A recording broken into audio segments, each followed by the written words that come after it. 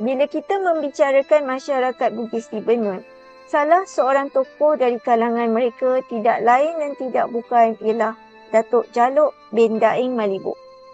Datuk Jaluk pernah dipilih menjadi anggota Dewan Undangan Negeri Johor selama 4 penggal berturut-turut bermula dari tahun 1964 hingga tahun 1982. Pernah menjadi wakil rakyat di kawasan Rengit dan Benut. Bapa Datuk Jaluk bernama Daing Malibuk. Ibunya pula bernama Sopong bin Madrapi dan kedua orang tuanya berasal dari Wajuk, Sulawesi Selatan. Berketurunan bangsawan Bugis yang memakai gelar Daing. Daing Malibuk bersama ayahnya Daing Matabak meninggalkan tanah Bugis pada tahun 1909 melalui Pontianak, Kalimantan Barat. Seterusnya, mereka berlayar ke Trampuk Benut.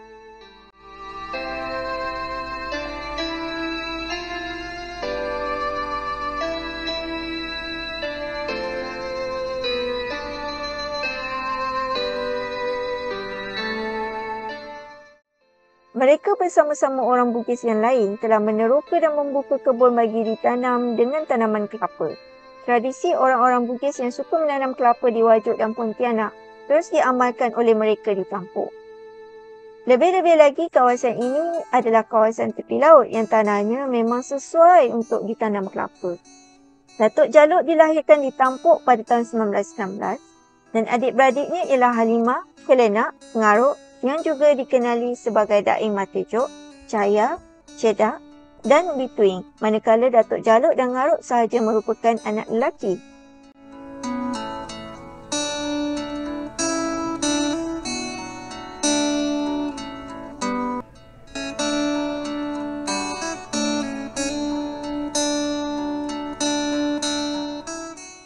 Datuk Jaluk mendapat pendidikan awal di Sekolah Melayu Merlong Rengit pada tahun 1927 ketika berusia 11 tahun.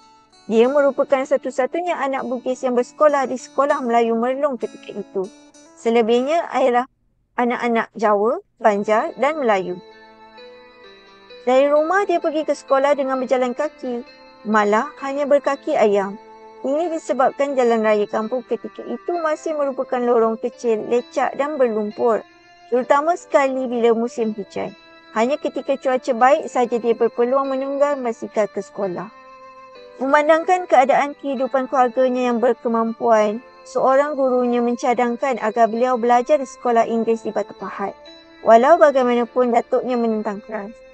Kesudahannya, Jaluk cuma sempat menamatkan persekolahan rendahnya setakat darjah 4 kerana Jaluk menghidap penyakit kulit dan terpaksa berhenti sekolah. Selepas sembuh dari penyakitnya, Jaluk diberi tugas oleh ayahnya menyelia pekerja-pekerja yang mengusahakan kebun kelapa ayahnya. Ayahnya sendiri ada kalanya terpaksa pergi ke Pontianak menguruskan kebun kelapanya di sana.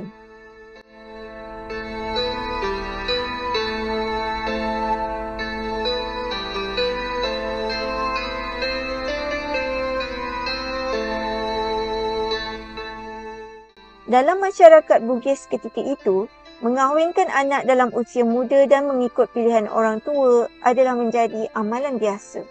Jaluk yang sedang meningkat remaja telah dijodohkan dengan sepupunya sendiri dari sebelah ibu, iaitu Trawih binti Daing Maluru. Dari hasil perkahwinan ini, Jaluk dikurniakan seorang anak perempuan bernama Pecing.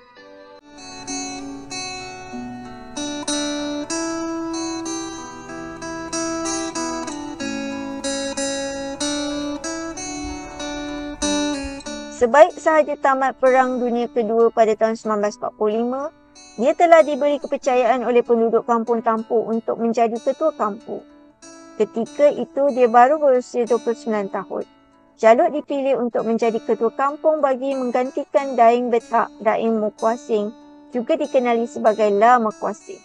Daing Betak dikatakan pindah ke Riau pada zaman pendudukan Jepun di Tanah Melayu dan meninggal dunia di sana. Pada mulanya dia agak keberatan untuk menerima jawatan ketua kampung. Namun, orang-orang kampung yang bermesyuarat di rumah sepupunya, iaitu Mustafa dan Mabila, membuat keputusan agar Jaluk menyandang jawatan tersebut. Jaluk mula merasakan ia satu tanggungjawab yang berat dan perlu digalas di bahunya. Pada masa itu, antara cabarannya yang perlu dilakukan ialah menyedarkan masyarakat Bugis tentang kepentingan pendidikan, terutamanya melalui persekolahan. Pada pemerhatian Jaluk dalam hal pendidikan pada masa itu, jika dibandingkan dengan anak-anak Melayu lainnya, ternyata anak-anak Bugis amat tertinggal dan tercicir dari segi menuntut ilmu di bangku sekolah. Kebanyakan anak lelaki diberhentikan sekolah dalam usia muda dengan tujuan untuk membantu keluarga mengusahakan kebun-kebun kelapa. Manakala anak perempuan pula tidak digalakkan untuk bersekolah.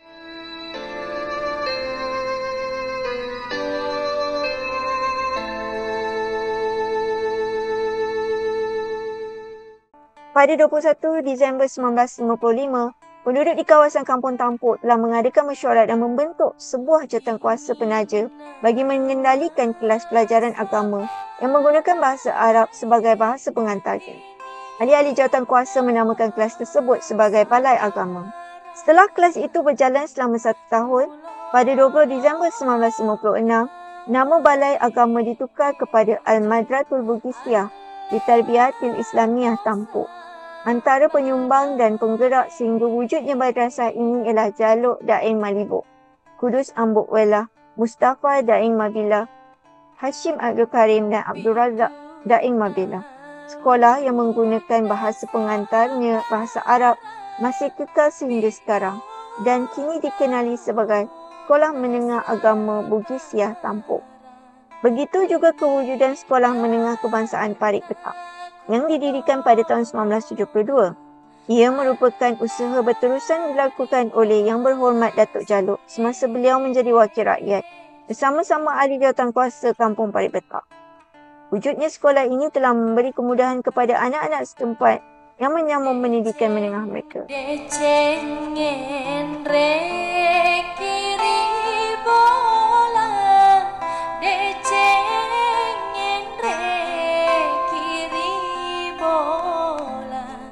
Perjuangan politik Jaluk Daeng Malibok bermula sejak pasca kemerdekaan hinggalah pada tahun 1964 bila mana tempoh khidmat wakil-wakil rakyat yang menjadi ahli Dewan Undangan Negeri dan Dewan Rakyat berakhir.